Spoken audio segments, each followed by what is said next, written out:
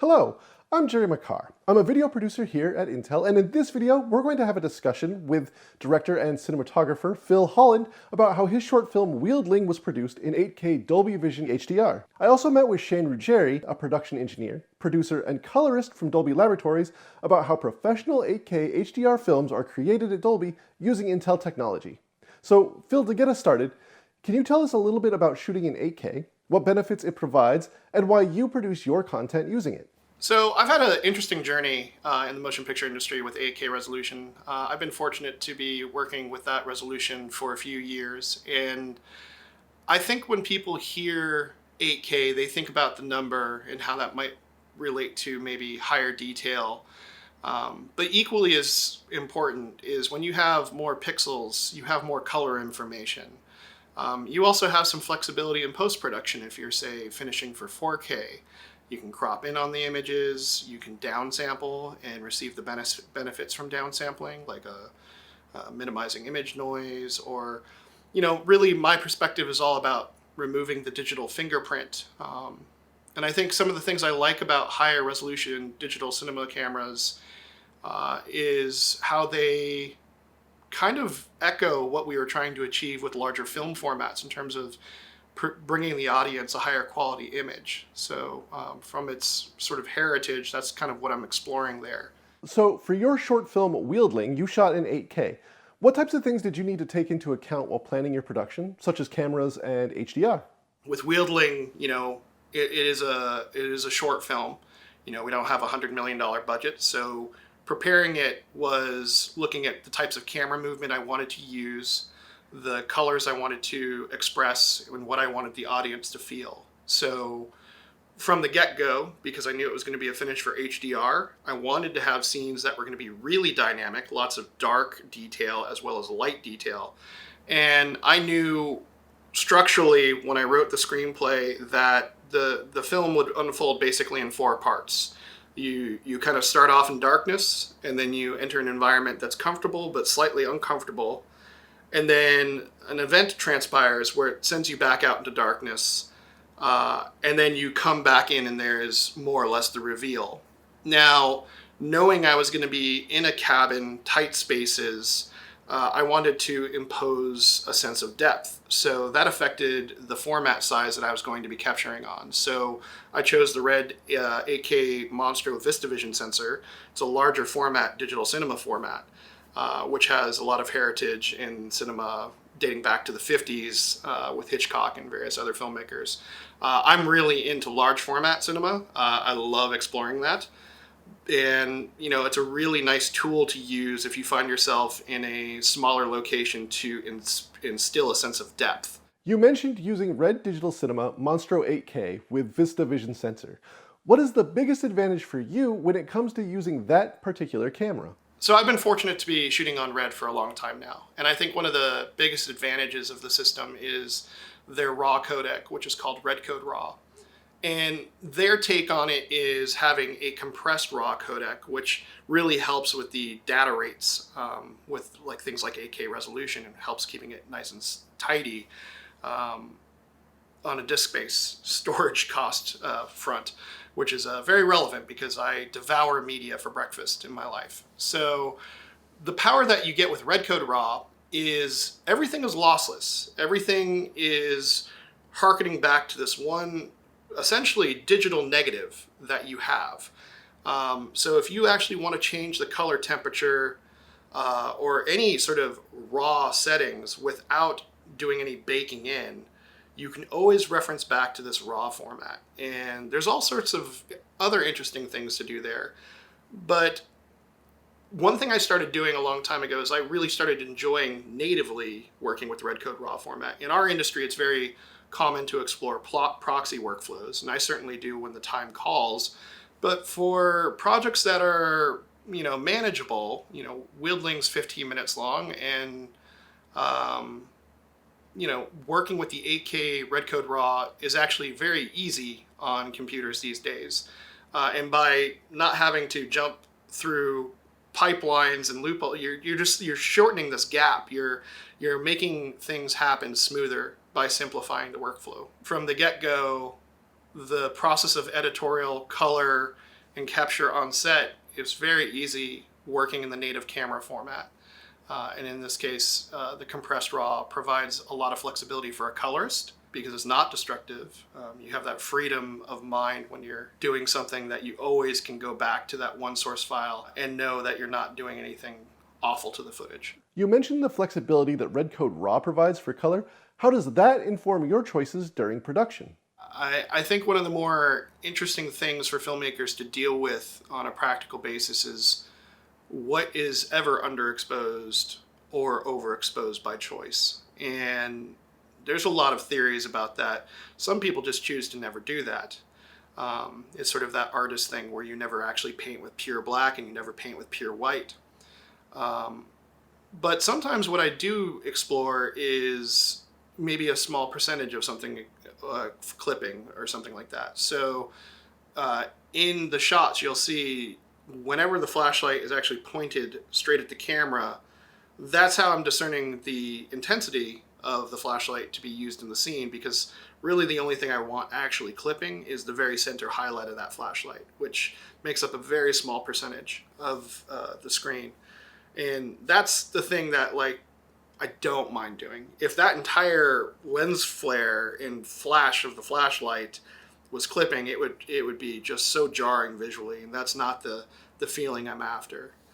And equally as pertinent is crushing your shadows. And really what I do when I crush my shadows is there's stuff I just don't want people to see. There was stuff even in the forest scenes in Wealdling that I just kind of wanted to light, and then there was stuff I didn't really light. You know, I just wanted that to kind of fade off because I wanted it just to feel like this infinite forest feeling, kind of what it was actually. When you have a digital cinema camera, and this is actually the same with film, you get into that base fog of the film or the noise floor of digital, there's just no information.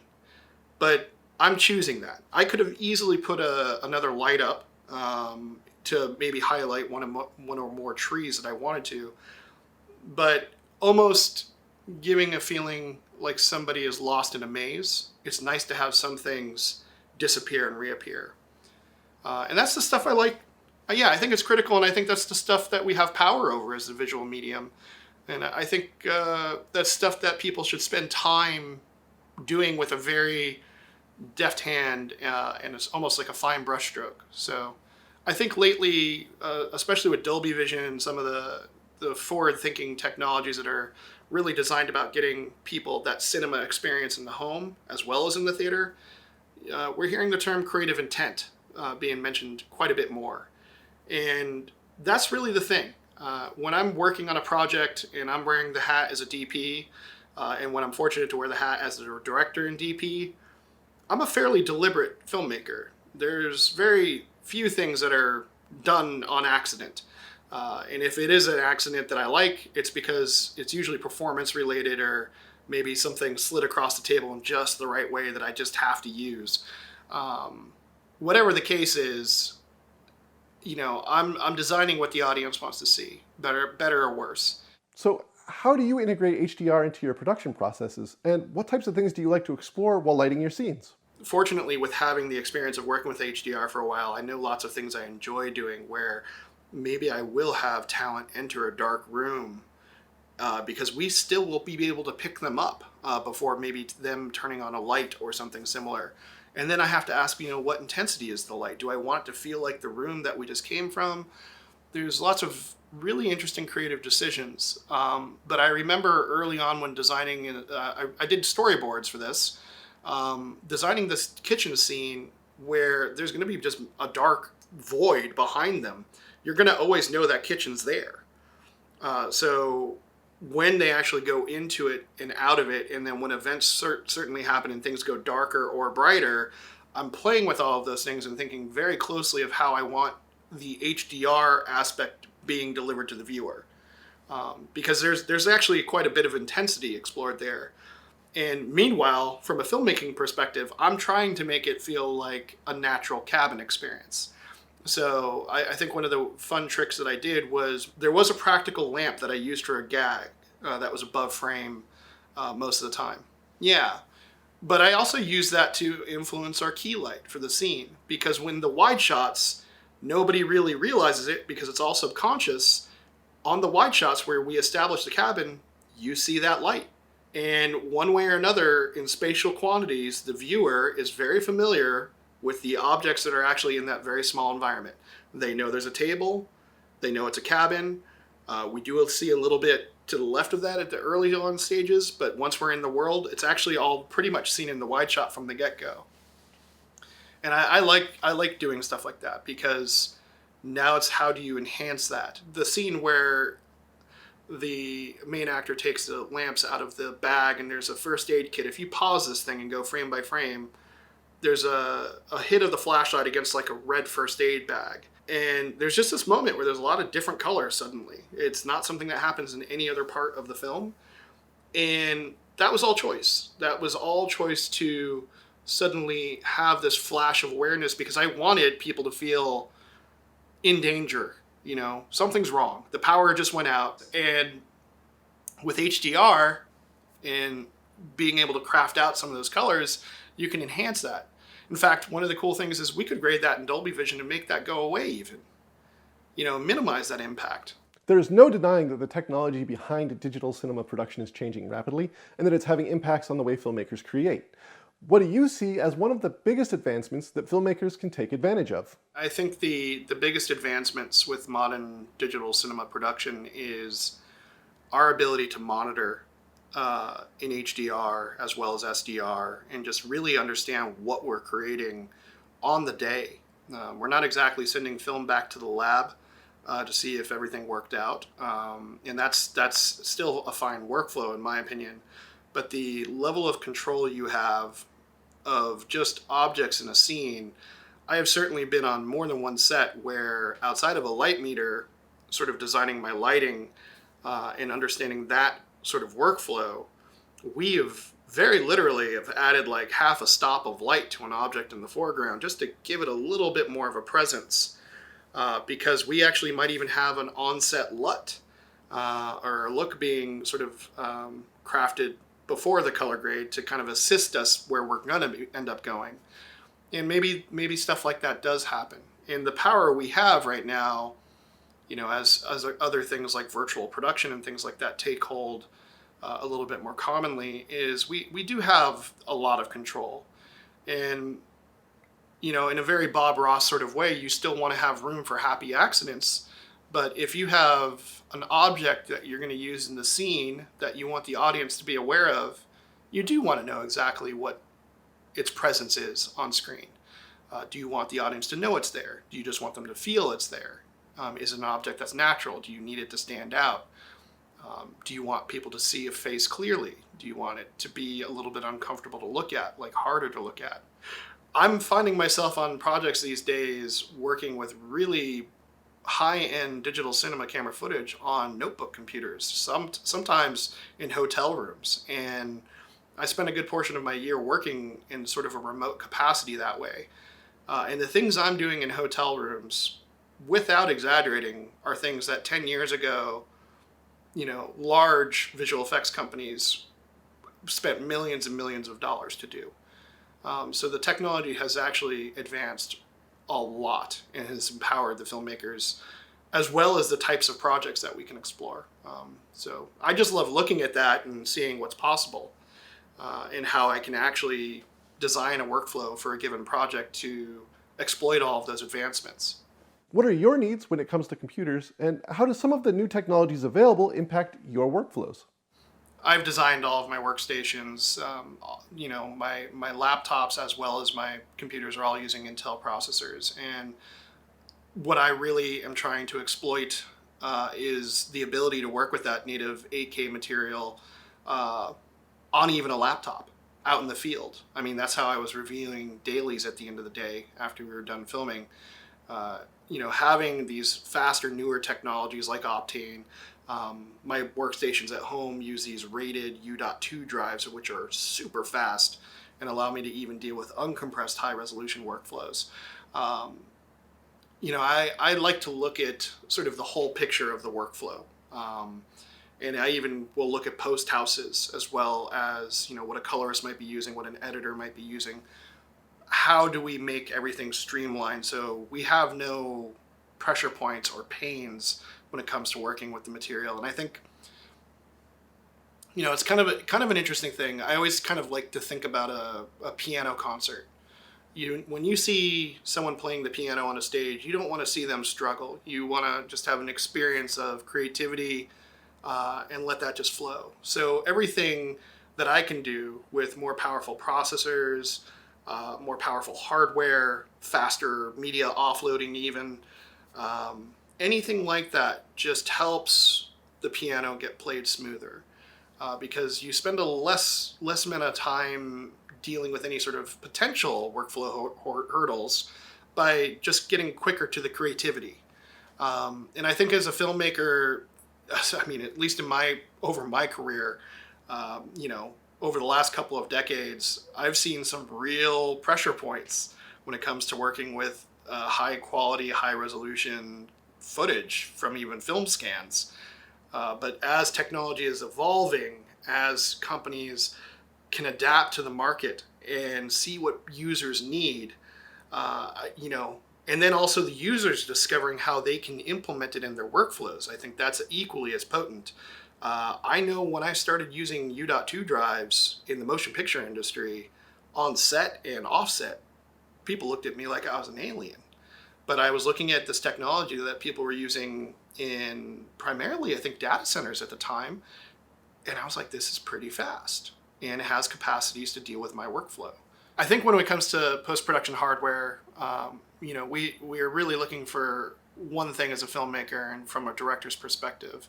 And that's sort of a responsive sort of experience. You could imagine working in a dark room next to an editor or a colorist and scrubbing between a timeline, going from clip to clip, loading up different clips, and it not being super responsive. That would be very creatively frustrating. From a colorist perspective, you could be looking at a scene, jumping between shots, maybe even previous scenes. If you have to wait for stuff like that to happen, it becomes a very taxing and burdened experience. So, what we did know about Wealdling is we knew we were going to explore a REDCODE Raw 8K workflow. And we put the task to Intel to come up with a system that would suit our chosen workflow, as well as how we were going to finish the project. So let's learn a little bit about what that is. Intel listened to what Shane, Phil, and other professionals have said to better understand the pain points in their workflows. The goal of these collaborations is to understand how Intel Xeon-based workstations perform in the real world under the computational workload of an industry professional. In the collaboration with Shane, Intel's workstation technical marketing team built a system specifically to address those pain points and to take a look under the hood at where we can improve performance. The system we built for Shane is an HP Z8 G4 workstation with dual Intel Xeon Gold 6258R processors featuring 28 cores and 56 threads each, for a total of 56 cores and 112 threads with 2.7 GHz base frequency and 4 GHz turbo. An Intel Optane PCIe 905p 1.5 TB SSD, 128 GB ECC DDR4 memory, 2 TB of Intel Optane persistent memory, dual Intel D5 P4326 series U.2 SSDs in RAID 0 volume with 30.6 TB of storage for 8K Dolby Vision HDR content. A Blackmagic designed DeckLink 4K Extreme 12G capture and playback card. And an NVIDIA Quadro RTX 8000. With filming out of the way and the short well into post-production, it's time to turn our attention to Shane. Shane, what does a colorist do and how does one work with the director? I'm there to make sure your vision as a director is seen, as experienced by the audience. And I'm there also to help enhance moments that maybe a budget or time wasn't able to capture on set. I'm there to help fix issues that weren't seen or caught. But I think my main function as a colorist is to help convey the story in as deep a context as I possibly can and bring out the vision of the director or the DP or the person in charge of that image or that storyline is to help them communicate to the audience what it is that they're trying to say in this moment and give them options. Sometimes my job is to challenge them in a way that helps them see another perspective or see a moment in a way that they didn't necessarily plan, but that exists, that's possible, that when they think about it that way, they're like, you know what, that works better based on all these decisions that we're putting together. I'm supposed to take these challenging emotions, these challenging, complex feelings and convey them to an audience, either subliminally or right in their face. And that's what color does. There is an interaction with color that we all have.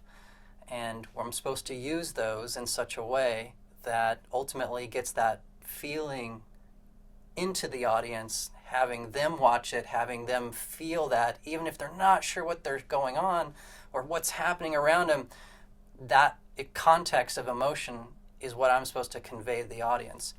Can you tell us how you prepare for some of these large format productions that are both compute intensive and storage hungry? Absolutely. Those are challenging questions, because I remember like a few years ago, we literally had those questions come in and we had to kind of budget for them. We had to look at, okay, is our system routed? How is our, not only our system, but our whole infrastructure, is it routed well enough? Do we have the right kind of piece of equipment to handle this? How much footage are we actually going to get? All of a sudden 8K is no longer just this, 24 megabytes per file. We're talking, it's 200 megabytes per file, per frame. And it can be huge on a 16-bit TIFF. If we converted it to 16-bit TIFF, that's 200 megabytes on a, 424p. Then not alone talking about, a faster frame rate. But I think those conversations now are easier to have because there's an expectation that the hardware exists, even if it's high end. At the level that you and I are working at, we know that we can have that. We can buy those machines. We can have that. I know the Intel. I know the U.2. I know the Optane. I know the system configuration is such that I can handle it, and that makes it a lot more confident for when I talk to you about it. To say, yeah, not a problem. We can definitely handle that. Film and commercial work take a ton of planning and creative intent. How do you see HDR as a tool for creatives that enables that creative intent? And a lot of times when we're doing like color demos and things like that, where we're showing off capabilities or technology, what a lot of people don't understand is most of them are not happy accidents, number one. A lot of those are pre-planned. And they're thought out, and HDR, and as you get to these massive dynamic ranges, you're starting to have more tools, you're starting to have more abilities to do certain techniques to then draw an eye, to draw attention, to push someone somewhere, to pull them into something or push them away. It's not necessarily that you have to go after reality light levels. What you could do is, use that reality light level and then start to push on it in such a way that either brings you closer to the action or further away in that action. And HDR provides that realm, and that realm in which to manipulate the person watching. And not only that, then Dolby Vision on top of that gives you the tools to manage that look, that creative intent, all the way back down. In which case you might need to do different things. You might need to push more saturation because you don't have the luminance factor. You might need to do some other things, and that metadata driven Dolby Vision workflow allows you to make those adjustments. Like in our early conversations about what this piece was going to feel like and what you were going to communicate to the audience, HDR and Dolby Vision is the best HDR in my opinion, not just because I work there, but it's one of the reasons that I work at Dolby is because of this control that's provided. And what HDR does, it's a container in which you can then tell a story. All right, it's a deliverable, right? Working in HDR means that you've got these ability to take an image that's got massive contrast and put it in a place that maybe is not like in the SDR world. So in SDR, a lot of times, and you can correct me if I'm wrong, you share a lot of the dynamic range with dark scenes and bright scenes. There's a big overlap in a 100 nit image when you work in SDR, whereas in HDR, I've created content that have no overlapping ratios or values or code values, if you want to call them that, between the bright scene and the dark scene. So a beach scene and a cave scene, no overlapping values whatsoever, and it feels very natural. That doesn't happen very often in HD. You call it high key and low key, but even in a high key and low key, a lot of times there's shared values. In HDR, you can get around that. You're allowed to get around that. It gives you that tool. When we spoke with Phil, he mentioned that one of the biggest advancements in filmmaking has been the way we can monitor on set and see things in real time at a level we've never been able to before. What are your thoughts on that?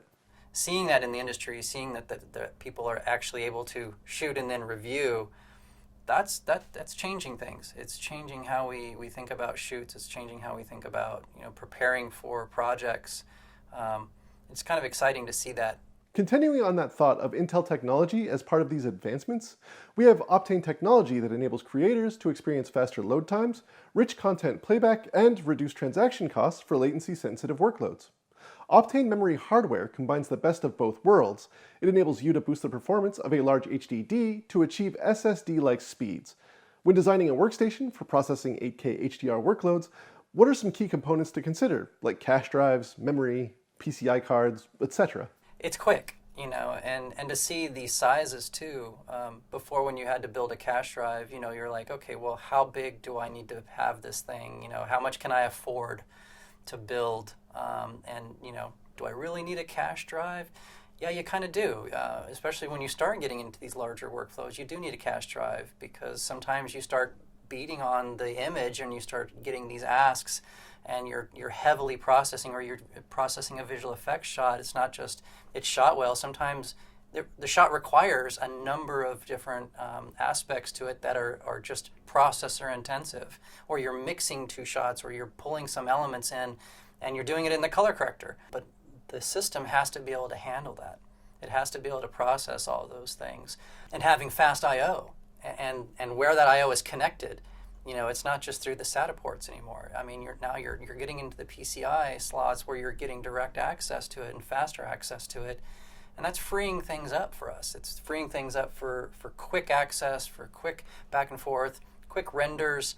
I was able to have a render drive that's pushing out 3 gigabytes a second. I can write to that. That's massive. And that's just for the reviews. That's not the final render off drive. The working drive was running at 3.6, 3.7 gigabytes a second. That frees up a lot of I say, time waiting, and also even just thought. You're moving and you're being creative. You're allowed to be in the moment, not thinking about how do I be in the moment. You're in the moment and not thinking about the box that you're on. To quickly version, and I think versioning is something that people don't realize how important it is. When you can do something extremely fast and then quickly show it to a director or show it to the person in charge, say, what do you think? And they can quickly say, oh, I can see that, or no, let's not go that way, but it might spark an idea. And if you've got that ability to do a very heavy let's just say a heavy workload on that particular image and really process it, and it becomes real time, that really ups the creative possibilities that are available. When it comes to how people view content on different devices, what do we need to be cognizant of when it comes to playback? I think managing is going to be a real critical factor and a real critical piece as we move forward, because the diversity of the playback devices is so massive nowadays. You've got, phones, these very high quality phones, you've got home computers, and people are watching content on all these different devices as their main device, on iPads, on tablets, on laptops, on televisions, on projectors, and there's other technologies that are coming out, and we're not just around a single tube, a phosphorus tube. That's not the only place, or sitting in a cinema, that's not the only place you get content and get your entertainment, or what's even considered entertainment. if you know that there's such a big diversity and it's critical and it's important to them to see good content on those devices, what is your mechanism for management? And that, for me, is one of the big bonuses of Dolby Vision. It's not just allows you to create something in a way that we've never been able to create before, in a massive volume of color and of light, and to interact with the human visual system in a way that has never been before, other than like with live shows or with your real live authentic interactions with light. Approaching those concepts and approaching those experiences, how do you manage it? That is the key question in my mind. If you don't, then you're leaving it up to chance of how that experience is happening. And you don't want that. You don't want to just, well, if it's bright, it's bright. Well, no, that's not it. You know, if it's a certain brightness coming from a certain darkness, going to a certain brightness for a certain amount of time, I know how this thing is going to work, and I know what they're going to think of when this when it's happening. I know what kind of mood it's going to put them in, or I know what kind of reaction they're going to have. Like, this is a story that's actually quite famous in Dolby, and it's absolutely 100% true. We were showing, in the early days, we were showing test subjects fire on screen at 4,000 nits, and we had an IR camera shooting at the participant and watching them. When we showed the fire on the screen, their skin flushed involuntarily, and that reaction was their skin protecting themselves from the fire, right? That's what happens. A physical response was happening in their skin because they thought their eyes were telling them that's real fire, and they were fairly close to the TV. And so that's a real interaction that you don't typically get at 100 nits. Right, and that's an interaction that I like to call an authentic interaction with light that just brings you that much closer. And one of the really interesting things I want to get to is I can't wait till we can represent reality in its glory. What's on the other side? New and emerging technologies are not just limited to professionals. Technology has become much more accessible than ever before, and creatives are embracing high-resolution HDR workflows for smoother and more efficient storytelling. Many thanks to Phil and Shane for their insights, and to learn more about Wealdling, Dolby Laboratories, and Intel technology, visit the links provided in the description. Thanks for watching.